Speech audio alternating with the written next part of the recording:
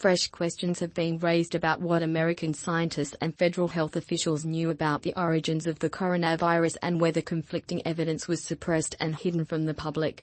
On Tuesday night's episode of Special Report with Brett Baer, Fox News dove into the early days of the coronavirus pandemic and explored documents obtained showing that Dr. Anthony Fauci, director of the National Institute of Allergy and Infectious Diseases, was warned early on that the virus may have originated in a Wuhan, China lab. Fauci says Omicron vaccine would be prudent, doesn't think COVID-19 will be eradicated according to the timeline of events laid out by Baer. Fauci was told on January 27, 2020 that his NIAID had been indirectly funding the Wuhan lab through EcoHealth, a US-based scientific nonprofit that had been working with novel coronaviruses.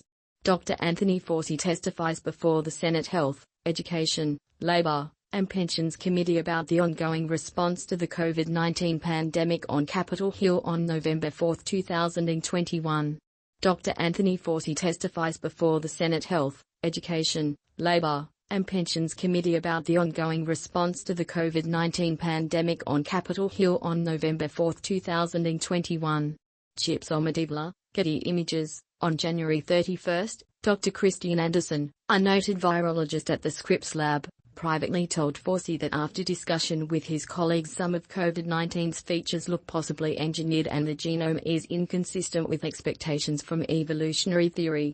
Anderson added that the situation needed to be looked at more closely, at which point Fauci organized an all-hands-on-deck conference call with colleagues where he was told that risky experiments with the novel coronavirus may not have gone through proper biosafety review and oversight. Hours later, Fauci hastily organized a call with dozens of worldwide virologists, and notes from the meeting obtained by Special Report reveal that suspicions of the lab leak theory were suppressed over concerns on how the public would react to news of possible Chinese government involvement. In the meeting, fears were raised by then National Institutes of Health Director Francis Collins that science and international harmony could be harmed and accusations of China's involvement could distract top researchers. Rand Paul continues pressing Fauci for answers on NIH gain-of-function funding. Another scientist in the meeting dismissed the possibility that the virus jumped from a bat to a person in nature and pointed out that the virus could be generated in a lab much easier. Fauci and others in the meeting pointed to evidence that the virus originated in a seafood and wild animal market in Wuhan, which was complicated by the market being shut down and scrubbed clean by Chinese authorities. A consensus was reached in the call that the lab origin should not be mentioned in a paper because it will add fuel to the conspiracists, and Collins appeared convinced that natural origin of the virus was more likely. Francis Collins, Director, National Institutes of Health, speaks at the Milken Institute 21st Global Conference in Beverly Hills, California, April 30, 2018. Francis Collins, Director, National Institutes of Health, speaks at the Milken Institute 21st Global Conference in Beverly Hills, California, April 30, 2018. Waters, Mike Blake. Just 4 days later, 5 researchers who were on the call authored preliminary findings abandoning their early private beliefs that the virus was likely the result of a lab leak.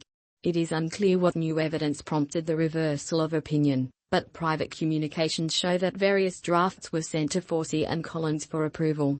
Reps.